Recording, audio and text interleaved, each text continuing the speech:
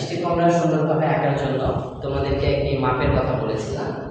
দুইটা বিন্দু দেওয়ার পরে এটার মধ্যখানে আমরা আরেকটা বিন্দু দিব। এটার মধ্যখানে আরেকটা বিন্দু দিয়ে এর পাশে 1 মিলিমিটার করে অথবা হাফ ইঞ্চি করে একটা বিন্দু দিব। হাফ ইঞ্চিতে একটা, তারপর আরো হাফ ইঞ্চিতে আরেকটা বিন্দু, এরপরে আর হাফ ইঞ্চিতে আরেকটা বিন্দু। ঠিক একইভাবে অপর পাশেও হাফ ইঞ্চি দূরে একটি বিন্দু দিব, এরপর আরেকবার হাফ ইঞ্চি দূরে আরেকটা বিন্দু, এরপর আরেকটা বিন্দু দিব হাফ ইঞ্চি দূরে। এভাবে প্রত্যেকটা বিন্দু আধা ইঞ্চি পরিমাণ দূরে দূরে রাখবে। পরে রাখতে হচ্ছে এখানে একটি পুরো করে লিখবে, এর আগে আমাদেরকে দেখিয়েছিলাম ওটা ইউ লেখা, এবং নিচের দিকেও আরেকটু উল্টা ইউ লিখবে। নিচের দিকে সোজা ইউ, ওদিকে উল্টা ইউ, ইউ এর মতো কিছুটা কিন্তু ইউ না। এরপর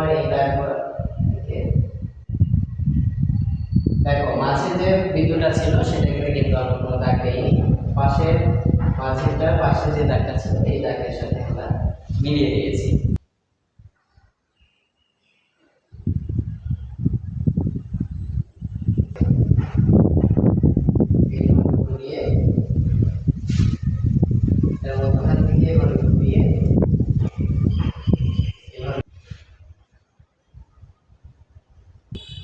এটা আঁকার পর মাঝে যে বিন্দুটা দিয়েছিলাম সেটাকে মুছে ফেলব। তোমরা স্কেল দিয়ে মাপ নিয়ে নিবে, তাহলে প্রত্যেকটা ঘর খুব সুন্দরভাবে সমান আকৃতির হবে। আমি হাতে করছি, কোথাও একটু কম বেশি হয়ে যাচ্ছে স্কেল ছাড়া।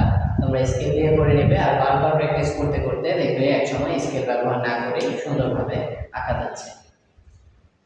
দেখো খেয়াল করো, প্রথমে যে আমরা দাগটি টেনেছিলাম, পরে দাগটি কিছুটা উপর থেকে এসেছে, এরপরেরটা আরেকটু উপর থেকে এসেছে, কিন্তু নিচের দিকে একই সমান্তরালে এসে যুক্ত হয়েছে।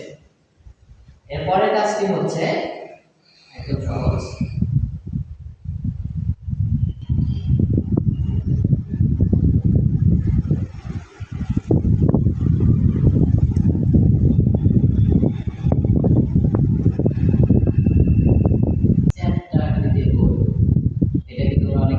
বড় গোল বানাচ্ছ, এরকম হবে না, চ্যাপ্টা আকৃতির গোল বানাবে। তোমরা যদি চ্যাপ্টা আকৃতির গোল বানাতে না পারো তখন শুধু সোজা একটি দাগ দিয়ে এটাকে আঁকার পরে পেন্সিল কালার যে রং থাকে সেই সেখান থেকে কালো রংটি নিয়ে এই পেন্সিলের দাগের উপর তোমরা গাঢ় করে দাগ দেবে, এবং তারপর এই দাগের পাশ দিয়ে সবুজ রং করবে।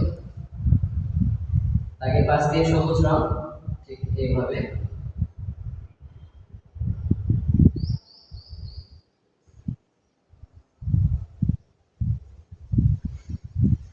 দাগের পাশ দিয়ে হালকা করে সবুজ রং দিতে পারে। তারপরে